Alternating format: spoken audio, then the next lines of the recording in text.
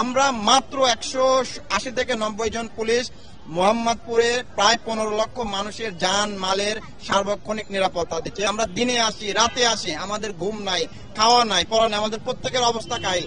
তারপর ওই যে আমরা যারা আসছে, আমাদের মনে আজকে প্রায় 50 জনের মতো পুলিশ থানায় যা যা ছিল সব নিয়ে আসছে। ফলে আমরা একদিকে সবাই মিলে গেলে আরেকদিকে অরক্ষিত হয়ে যায়। অল্প পুলিশ নিয়ে আমরা আমাদের যতটুকু সামর্থ্য আছে সর্বোচ্চ চেষ্টা করতেছি।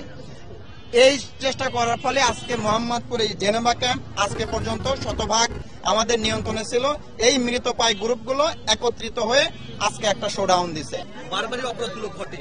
এই জেনেভা ক্যাম্পে প্রবেশ এবং বাহিরের যে নিরাপত্তার বিষয়গুলো এগুলো নিশ্চিত করা গেলে এবং সিসিটিভি। আচ্ছা, আমি আপনাকে বলি, যেখানে পয়সা খরচ আছে সেখানে পুলিশের কোনো ভূমিকা নাই, কারণ আমরা কোনো পয়সা পাইও না সরকারের থেকে, আমরা কোথাও খরচও করি না। সরকার আমাদের যেভাবে দেয় আমরা সেভাবে ব্যবস্থা। এই যে তাকায় দেখেন, 5 তালা হওয়ার কোনো সুযোগ আছে কিনা আইনে আমরা জানি না।